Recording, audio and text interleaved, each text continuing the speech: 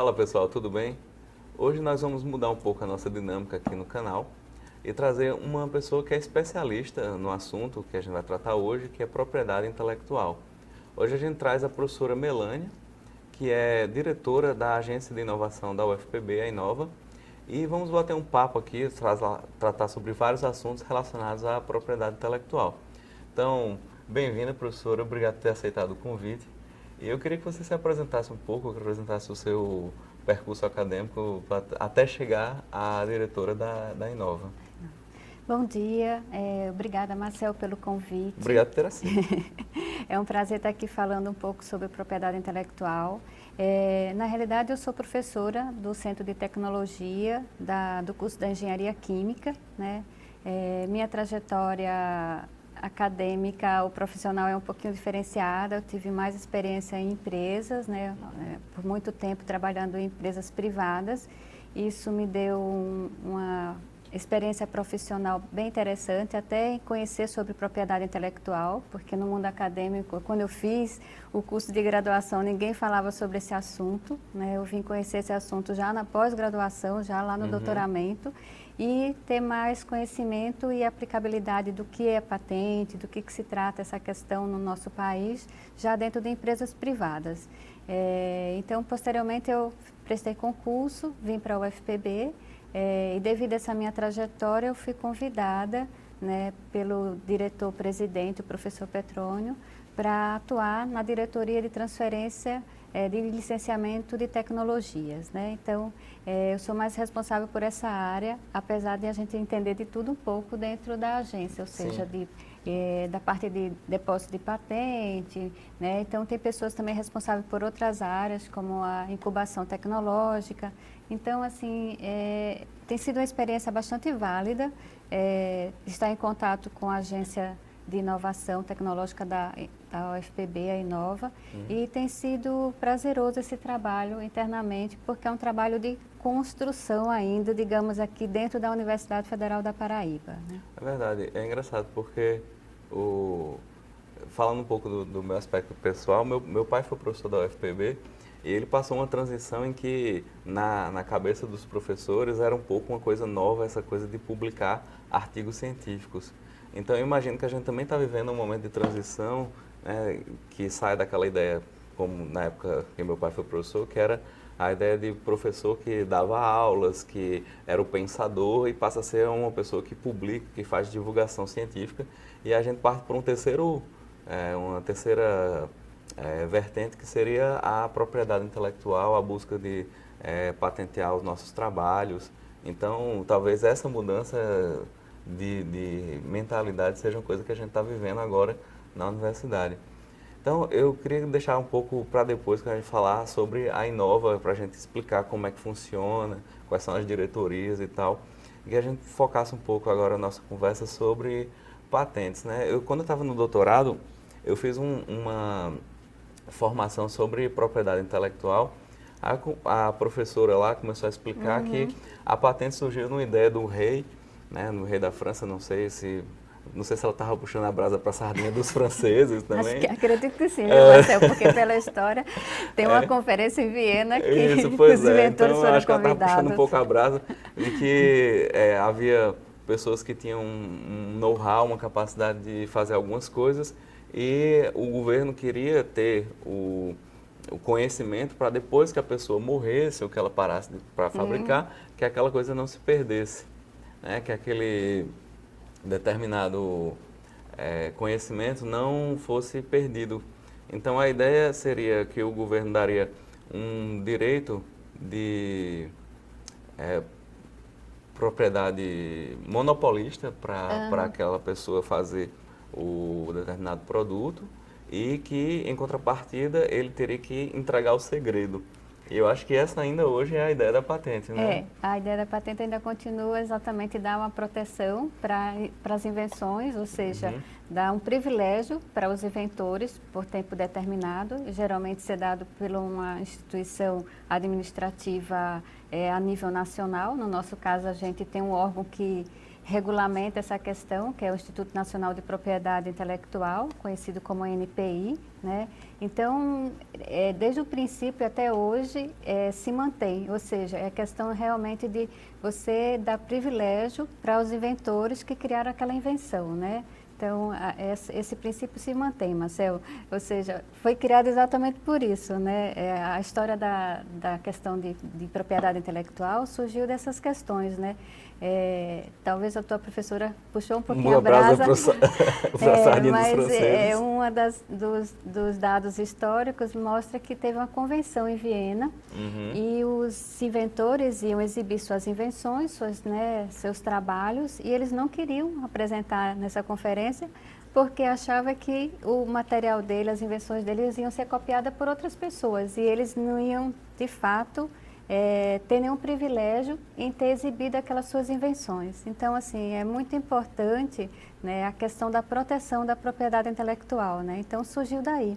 E no Brasil veio com Dom João, né? Desde Dom João, com a parte da vinda da corte portuguesa para o Brasil.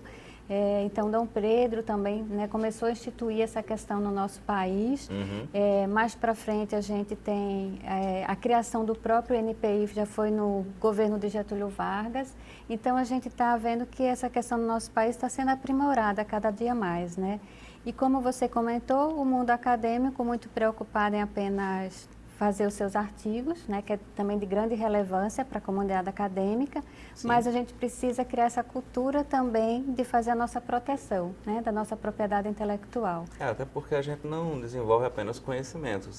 Quando a gente fala conhecimento em termos de conhecimento científico, de explorações na busca de como é que o mundo funciona, como é que o universo funciona, que seria principalmente o objeto da física, né, como é que o universo funciona, como é que as coisas funcionam, como é que a biologia funciona, mas a gente chega também na pesquisa aplicada, que é mais o nosso campo, dentro do Centro de Tecnologia, e aí a gente desenvolve também não só conhecimento, mas desenvolve técnicas, desenvolve produtos, e aí vem também aquela sensação de que, bom, nós na academia também devemos proteger aquilo que a gente faz, aquilo que a gente publica, para ter o usufruto, não só como um status de conhecimento, digamos assim, mas também financeiro, inclusive para o financiamento da própria instituição, para que a gente gere um ciclo de financiamento, pesquisa, resultado financeiro, que gera também novo financiamento para a pesquisa, que gera um ciclo virtuoso.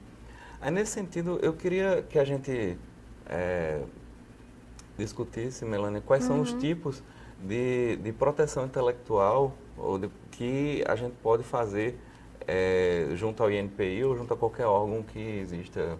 Não sei se é só o INPI no Brasil. No Brasil é só o INPI, mas assim, o INPI ele tem ele cuida da propriedade intelectual como toda no país, e ele tem 3 grandes classificações, digamos assim, né? Que é o direito autoral, certo? A propriedade industrial e a proteção sui generis, né? Dentro dessas caixinhas, digamos assim, tem as subdivisões, né? Então, do direito autoral, a gente tem o direito de autores. Né? Tem um caráter mais artístico? Um caráter mais artístico, de proteção literária, de obras literárias, de composições, de canções, né? De obras artísticas, design. Então, assim, são coisas relacionadas... Quando a gente fala design de produtos, não? Design seria, depois eu posso até te explicar, mas o design, se for considerado uma obra, né, por exemplo, uma joia, né, ela pode ser, e for descrita por alguém, né, ou seja, ela pode ser considerada como também direito de autor e também como um desenho industrial. Isso aí vai depender do que está envolvido na criação dessa proteção intelectual. Entendi. Então, tem que ver os critérios de ambos, mas tem coisas que a gente pode considerar, às vezes, como direito autoral, né? Aí a gente tem os direitos conexos, né, que já são o uso dessas obras literárias, né, músicas, composições, que podem ser transmitidos para outros, né, ou para as pessoas, ou novas interpretações de uma música, de uma composição, de uma melodia, novos arranjos, né, mas você vai ter que pedir autorização a quem compôs primeiro, a quem de fato é o direito de autor, né? Vou fazer uma pergunta que é mais uma curiosidade até. A gente vê que tem aqueles... DJs, pessoas que fazem sample, arranjos com uma música de um autor pega só aquele trechinho e faz uma música. É necessário pedir autorização para o compositor? Se faz necessário pedir, mas muitas pessoas nem têm noção de que existe um direito autoral sobre essas obras, né? Então, às vezes elas fazem essas mudanças, né? Na melodia ou arranjos diferenciados, mas era necessário pedir ao compositor para fazer aquilo. Ou seja, quem criou de fato aquilo lá, né? Então, é o que a gente chama de direito conexo, né? Por exemplo, interpretações de obras artísticas de Shakespeare, por exemplo, adaptações no teatro. Então, você, por exemplo, teria que pedir, né? Mas no caso de Shakespeare já tornou-se público, né? Mas uma coisa que ainda não se tornou público, né? Ou seja, é necessário você contactar o autor de fato para fazer uma interpretação daquela obra literária, né? Artística. Entendi. Então, é bem interessante esse aspecto do direito autoral e direito conexo, né, que a gente tem, né? E nesse direito autoral, Marcel, a gente ainda tem o programa de computador. Era isso que eu ia perguntar agora. O programa de computador, ele entra dentro dos direitos autorais. Entendi. É uma classificação dentro dos direitos autorais, que muito pensa que está lá na parte da propriedade industrial, mas não, né? Ele está como direito autoral. E aí entra também aquela coisa o que é patenteado é o código que é o código que é patenteado, que é escrito, né, para fazer aquele programa que tem uma aplicação na realidade industrial, né? Porque se não tiver uma aplicação industrial, aí é um dos requisitos, tem vários requisitos, né, que são exigidos pelo NPI. Então, se não tiver esse requisito também, ele não vai ser aprovado dentro do NPI quando for feito o exame formal, né, pelos examinadores dentro do próprio NPI. Entendi. Então, o primeiro eixo, direito autoral, direito artístico, peças, obras literárias, músicas, composições, melodias e dentro os programas de computador.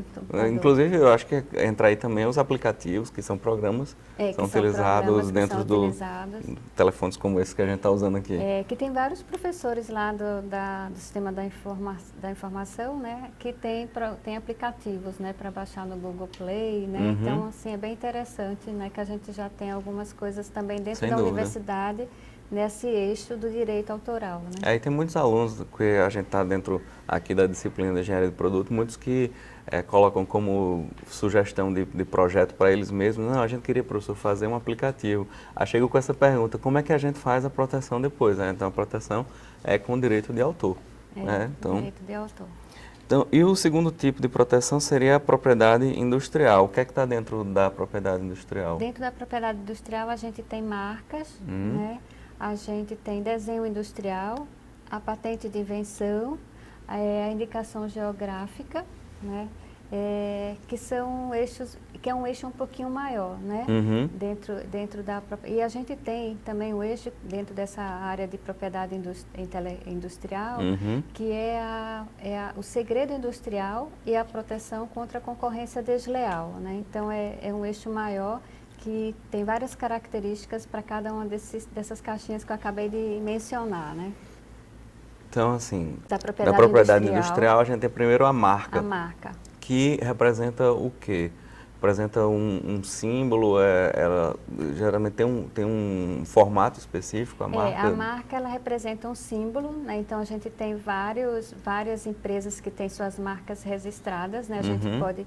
Eu acho que todo mundo conhece, se colocar aqui marcas, todo mundo vai até dizer que empresa que é, né? Basta colocar a marca aqui, a gente pode colocar Toyota, Coca-Cola, né? McDonald's, então todos têm, essas são marcas... Aqueles símbolos que você já referencia, ó, esse produto é daquela empresa. Que dão a identidade àquela empresa. Então, às vezes não precisa nem falar, só passando a marca, o consumidor já entende de que empresa eu estou mencionando ou falando. Inclusive, né? assim, eu acho que do ponto de vista estratégico para as empresas, a marca ela é interessante pelo sentido de que eu coloco um novo produto no mercado, esse produto iria concorrer de maneira genérica com todos os produtos que fazem a mesma coisa. Mas quando eu associo a esse produto a marca que tem uma determinada reputação, esse produto que é novo, ele já sai com uma reputação acima do que seria a reputação inicial. Isso, claro, se a marca for bem reconhecida pelo né? público, né?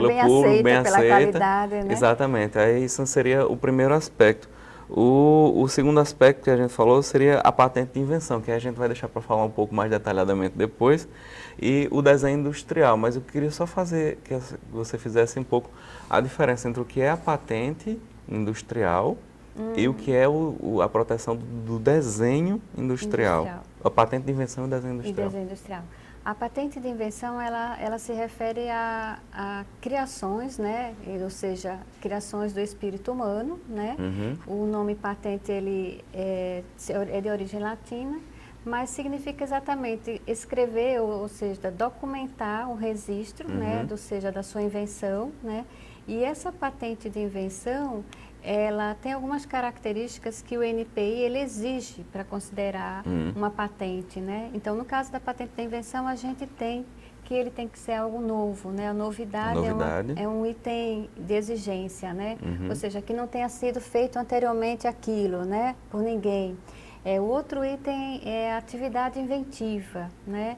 Ou seja, uma novidade, é novo, mas assim, se uma pessoa é expert da área, né, daquela área de conhecimento, ela vai olhar e vai dizer assim, puxa, isso aqui não é óbvio, isso aqui realmente é novo, né? Então, a atividade inventiva é essa questão de uma percepção maior e maior profundidade daquela invenção, né? Então, geralmente isso é dado por alguém que tenha conhecimento da área, né? Porque se eu for avaliar alguma coisa que não é da minha área, eu posso avaliar como novo, como atividade inventiva. Mas é porque a gente às vezes não tem um conhecimento suficiente para dizer se aquilo é novo ou não. É novo para a gente, então deve ser novo para a área, mas na verdade é que a gente não tem expertise na área para dizer se alguma coisa realmente é nova ou não lá dentro. Então a atividade inventiva tem essa característica de ter essa percepção a nível, né, mais aprofundado para caracterizar, né, a invenção nesse aspecto. E outro aspecto é que toda invenção tem que ter uma aplicação industrial, né? Ou seja, no processo, ou seja, ela seja aplicada industrialmente, né? Ela seja produzida industrialmente, né? Ela seja destinada a uma finalidade industrial, né? Então, essas são as três características que a gente chama da patente de invenção, né? Que é o que o NPI exige para considerar ou seja, o depósito desse tipo de invenção, né? A patente de invenção tem essas características. No caso do desenho industrial. Do desenho industrial, ele tem um pouco de diferença. O desenho industrial ele está relacionado a características, né? Que a gente chama características e detalhes específicos de um material, né? Ou pode ser os desenhos gráficos, né? Ou características que na realidade ele tem uma aplicação também industrial, né? Mas ele tem também as características de ser novidade, de ser original, né? E de ter uma aplicação industrial para a fabricação daquele produto ou processo, né? Então, o desenho industrial é um pouco diferente, né, da patente de invenção, né? O desenho industrial está relacionado mais às questões de atributos daquele material, né? E a gente poderia... E não necessariamente uma novidade técnica. Não necessariamente uma novidade técnica. Na verdade, seria uma nova forma de você entregar para o público o mesmo produto. Então, eu tenho uma novidade que é uma cadeira de rodas, que tem determinados apetrechos, determinadas características, e aí eu faço um desenho de uma cadeira de rodas totalmente nova, que em vez de ter 2 eixos, vai ter só um eixo central, por exemplo. Então, esse é um novo desenho industrial, mas não é uma nova tecnologia. Seria mais ou menos isso? Seria mais ou menos isso, mas aí a gente tem no caso do que o NPI chama, também chamado modelo de utilidade. Porque entre o desenho industrial e o modelo de utilidade, a gente tem uma diferença ali, uma linha tênue, às vezes, para uma pessoa que nunca leu sobre o assunto, compreender melhor. Então, assim, o desenho industrial, por exemplo, para a gente ter uma clareza, vou dar um exemplo. Por exemplo, todo mundo conhece as sandálias havaianas, certo? Então, as sandálias havaianas, não estou fazendo propaganda nenhuma, mas né, a gente também tem várias outras marcas que fazem também o mesmo tipo de sandálias. Então, se você perceber, a sandália, né, o chinelo, ele tem desenhos impressos neles, né? Então, tem uma característica gráfica impressa nele.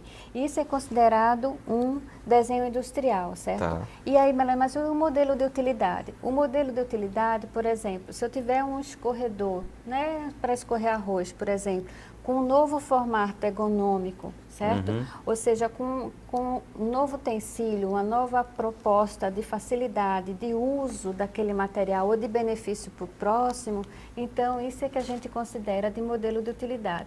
Então, é uma linha bem tênue entre desenho industrial então, que eu expliquei, e modelo de utilidade. O que você explicou da era cadeira? modelo De utilidade. Entendi. Certo. Então, o modelo de utilidade é uma nova forma de você apresentar o mesmo produto. Eu apresento até para os alunos o espremedor de limão. E tem vários espremedores, aqueles... deixa eu deixar o telefone aqui. Você coloca o limão e espreme, outro que você espreme a partir de um determinado bocal, você vai espremendo. Faz um esforço, faz a né? função e tal. E aí são modelos de utilidade, né? Então... Realmente é uma linha tênue para você escorregar de uma para outra classificação. De desenho industrial para modelo de utilidade. E aí a gente tem aí, talvez mais próximo do assunto, que são as repressões à concorrência desleal.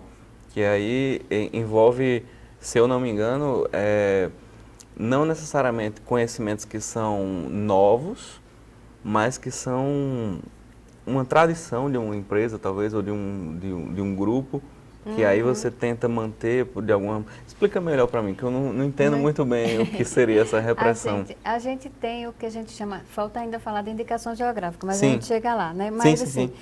o que a gente tem, na realidade, é o segredo industrial, ou seja, a repressão à concorrência desleal, né? Então, o segredo industrial...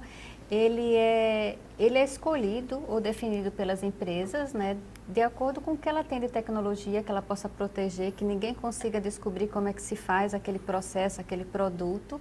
Então, a gente tem no nosso mercado vários produtos que ainda são segredos industriais, né? Então, as marcas, elas preferiram manter dentro da propriedade industrial como esse eixo de segredo, né? Então, a gente tem refrigerantes, que a fórmula ainda são secretas, mesmo tentando toda a tecnologia, engenharia reversa, né? Dizer que eu fico pensando assim, quando a gente diz, a fórmula, vamos dar nomes aos bois, a fórmula da Coca-Cola ela é secreta.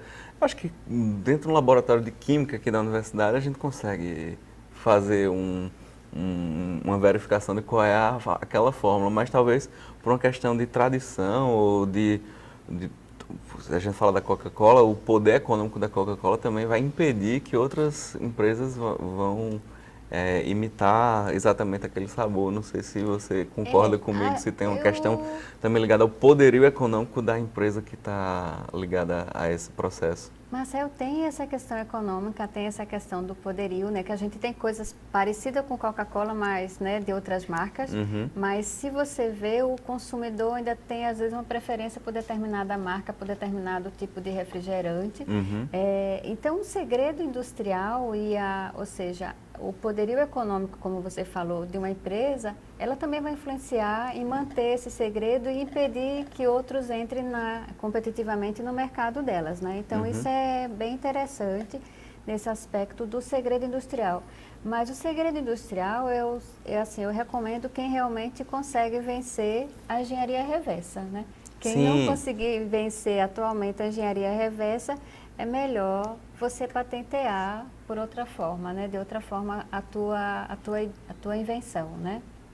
O teu processo. Então, seria quando alguém não consegue, a partir da engenharia reversa?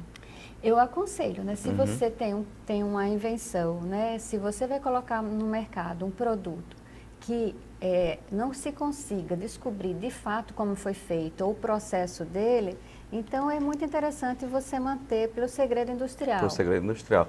Agora, se a engenharia reversa consegue trabalhar isso, é melhor fazer uma patente. É melhor a gente proteger como uma patente de invenção. Entendi. Por quê? Porque a patente de invenção existe um tempo estabelecido que você vai ser detentor daquela invenção por determinado período. Por exemplo, patente de invenção, você vai deter essa possibilidade de alguém ter que fazer o produto, ele pedir autorização. Então, esse período é por 20 anos, né? Então, por 20 anos você está protegido, ou seja, qualquer concorrente, qualquer pessoa que quiser fazer copiar a sua invenção, vai ter que te pedir autorização, né? Aham. Ou seja, não é nem pedir cópia, né? É pedir autorização para poder, na realidade, estar desenvolvendo aquela mesma invenção que você idealizou, né? Entendo. E a gente tem o último dentro da propriedade industrial, que seria a indicação geográfica. Isso é uma coisa interessante. Eu não sei se é muito tradição brasileira, mas quando eu estava fazendo doutorado na Europa, você pega vinhos, queijos, vários produtos que são tradicionais de uma região e coloca vinho da Alsácia, vinho do Côte-du-Rhône, vinho da região do Douro. Então são indicações geográficas e eles privilegiam muito a manutenção de determinadas tradições para garantir que tradições Se mantenham, né? Isso. E aí como é que a gente caracteriza o que é uma indicação geográfica, até que ponto, pronto, a partir seria uma área, seria uma técnica, uma tradição local, como é que o NPI enxerga isso? Mas o NPI enxerga, como você falou, ele enxerga a indicação geográfica como uma região que às vezes tem um clima propício que só acontece naquela região, as condições de solo, temperatura, altitude, para produzir determinados produtos e também oferecer determinados serviços. Também está relacionada à cultura de um povo, né, a manutenção, a preservação dessa cultura para gerações posteriores. Né? Então, a gente tem aqui o Vale dos Vinhedos, aqui no Brasil, onde no Rio Grande do Sul, onde é produzidos vinhos com características específicas, que também ganhou a questão da indicação geográfica. A gente tem uma indicação geográfica aqui na Paraíba do nosso algodão, né? Então é outra coisa bem interessante também da renda, né? Da renda que é produzida aqui na nossa região. Quem não conhece, a gente tem a produção do algodão colorido aqui na nossa região, né? Então, ele é colorido naturalmente, na própria planta, cultivo, no cultivo, né? ele não precisa ser colorido a partir de um processo de tingimento posterior. Exatamente. Então, é uma indicação geográfica que ganhou também, né, a questão também das rendeiras, também é uma questão da cultura, né, ou seja, que perpassa também pelas artes, né, essa questão da indicação geográfica, mas também quando é produto relacionado a clima, condições específicas e degustações por especialistas que conseguem identificar aqui naquela região, você tem um produto especial, né? Então, a indicação geográfica é muito interessante. Ou também prestação de serviço, né? Que a gente tem assim, mas meu Deus, mas será que se protege por indicação geográfica? Por exemplo, Porto Digital. Quando eu falo Porto Digital, você já mencionou, tá vendo? Quando eu falo Porto Digital, você já sabe do que eu estou dizendo, né? Ou seja, eles são reconhecidos pela prestação de serviços de informática de um modo geral, né? E o Porto Digital em Recife, eles conseguiram a indicação geográfica, né? Proteção de indicação geográfica junto ao NPI. Então, a indicação geográfica é muito interessante, né? Então, tem coisas, às vezes, que a gente não fez ainda, mas que a gente pode fazer aqui também na nossa região de indicação geográfica, que precisa ser protegida. Como talvez clima ou subclima nosso, ou como também tradição e cultura de uma forma de produzir algo. Exatamente. Né? Talvez as redes de Santa Luzia, né? Eu não sei se entraria também num... aí teria que estudar mais o caso. Porque eu também não conheço... não é nossa especialidade, né? Mas seria mais o caso. Então, Melânia, e o terceiro ponto seriam as proteções sui generis. Do que trata essas proteções sui generis? As proteções sui generis, elas têm 3 caixinhas, são proteções, né, específicas, que são relacionadas a cultivares, a topografia de circuito integrado, né, e a gente tem o conhecimento tradicional, né. Então, dentro dessas caixinhas tem as diferenças como tem nas outras, né. Então, assim, a cultivar, né, então o que seria cultivar, né, então... São espécies, né, ou seja, gramíneas, plantas, etc., né, até determinados tipos de espécies que têm finalidades, né, alimentares ou econômicas, de maneira geral. Ou farmacêuticas, etc., para diversas áreas, né, ou seja, que sofreram ou modificaram alguma coisa, às vezes, no seu genoma da planta e produziram com maior resistência a determinado tipo de pragas, né, ou pode ser também melhorias genéticas, né, feito nessa planta de modo geral. Tem um enriquecimento nutricional daquela planta a partir de uma modificação genética. Pode ser exatamente também nesse aspecto, Marcel, muito boa exemplo. Outra coisa pode ser também, né, mudanças, né, ou seja, germinações diferentes para dar uma espécie X. Os híbridos. Os híbridos com benefícios, né, diferenciados, né. Então também tem toda uma categoria, né, toda uma exigência que o NPI faz para que considere isso como uma cultivar, né? Entendi. Então temos algumas proteção na área de cultivar no nosso país de algumas espécies, né? E geralmente são de espécies brasileiras, aí não pode ter sido comercializada para o exterior, então tem umas exigências que o NPI faz em relação a conceder essa proteção para cultivar. Lembrando que a gente não está aqui explicando como fazer cada uma dessas patentes, a gente só está explicando cada uma dessas proteções. O como fazer cada processo, aí seria todo um vídeo à parte para cada uma dessas tipos de propriedade intelectual que a gente está falando. Porque é muita coisa, é muita informação. O que eu e Melanie a gente está tentando fazer é explicar o que existe e quais seriam as diferenças, e a gente eu consigo perceber que algumas diferenças são bem sutis. Inclusive, é interessante perceber que muitas vezes a gente sai de uma para outra de uma maneira muito rápida, e também assim que, às vezes, quando uma empresa ou um inventor, ele se encontra numa situação de fazer uma proteção, estrategicamente para ele ou para a empresa, é interessante fazer essa proteção, ele tem que verificar qual dessas proteções que é mais adequada para ele, porque às vezes a gente estava falando até agora da proteção de indicação geográfica, é um tipo de proteção, mas dentro da sui generis a gente tem também as proteções, você acabou de falar do conhecimento tradicional, que a depender do que a gente está falando, pode ser mais interessante pedir uma proteção do tipo conhecimento tradicional ou da indicação geográfica, ou as duas. Eu não sei se faz sentido isso que eu estou dizendo. Não, pode, faz sentido. Né? Tem casos que eles têm interfaces muito próximas e eles terminam, às vezes, cruzando essas fronteiras da proteção. Né? Então, às vezes, um caso você pode ter um material, um produto, um processo que, às vezes, é uma patente de invenção, às vezes pode se tornar um modelo de utilidade, pode também derivar de um desenho industrial. Então, isso vai depender do inventor, do que ele deseja fazer, né? Às vezes, o que também é melhor ele fazer para ser feita a sua proteção. Então, isso a gente só consegue definir, Marcel, se tiver realmente conhecimento do caso de caso específico, né? Porque cada caso é um caso a ser analisado e é esse orientado para qual tipo é mais adequado para cada invenção, né, digamos assim. Então a gente tem a cultivares, tem a topografia de circuito integrado, né, que são esses circuitos eletrônicos realizados, né, a gente tem vários sistemas eletrônicos, produtos, então é um outro tipo de proteção que existe. E temos o conhecimento tradicional, né, e o conhecimento tradicional está ligado a conhecimento dos antepassados para comunidades, pode ser comunidades indígenas, comunidades tradicionais ou comunidades chamadas quilombolas.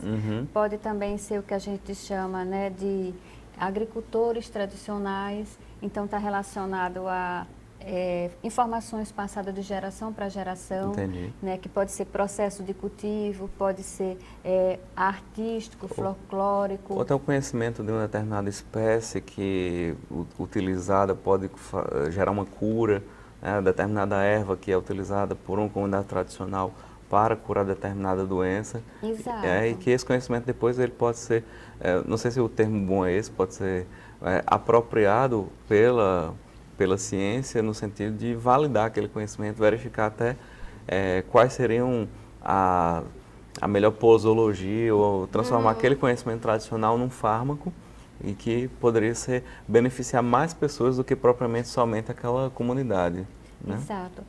E o conhecimento tradicional ele também tem uma questão social, né? Ele Sim. quer valorizar a cultura desses povos, né? Sem Ou dúvida. seja, e que eles sejam sejam explorados, mas de forma adequada. E que traga um benefício para a comunidade, né? Um benefício econômico ou um benefício que a gente chama financeiro ou não financeiro, mas que tenha um benefício para essa comunidade, que ela se mantenha naquela região, cultivando as suas tradições, né? Sim. Então, esse conhecimento tradicional pode ser na parte de artes, por exemplo, a gente tem várias obras artísticas, né, em comunidades indígenas, o fato de pintar ou de ter um desenho específico, né, que faz parte daquela comunidade, de identificação dos seus materiais, das suas... O seu artesanato, as pinturas corporais também. Exato. Então, até, por exemplo, grandes empresas, né, de moda querem utilizar esses desenhos, essa parte gráfica na roupa deles, então precisa solicitar, né,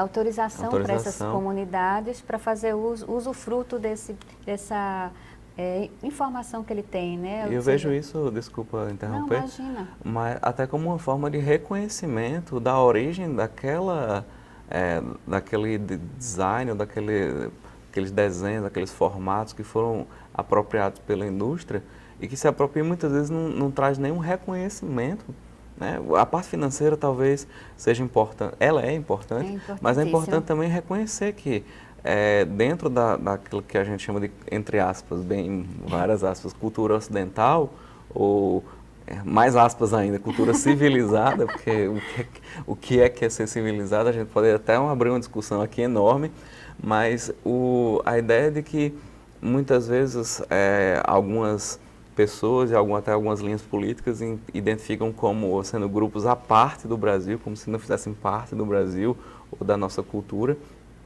E muitas vezes esses conhecimentos, essas tradições são utilizadas em produtos, industriais, em produtos artísticos, e o benefício financeiro não vai para essas comunidades e nem o reconhecimento social da importância da contribuição que essas comunidades trazem para a cultura geral. Né? Da sociedade como um todo, isso. Né? Então, eu acho que é importantíssimo esse reconhecimento, ele vir inclusive dentro do Instituto de Propriedade Industrial, de Propriedade Intelectual. Eu acho fantástico isso. Isso é realmente fantástico e muito relevante, porque as pessoas não desconhecem que o conhecimento tradicional é protegido, né? Deve ser protegido, né? Então é muito interessante e até as comunidades, às vezes, eles não conhecem essa proteção que a lei, né, a lei brasileira dá para eles, né? Então, a gente precisa divulgar, a gente precisa valorizar, né, e fazer com que eles tenham, na realidade, usufruto econômico. Isso. Tudo isso que eles têm, né, do que eles possuem, de toda essa cultura riquíssima que eles possuem, né?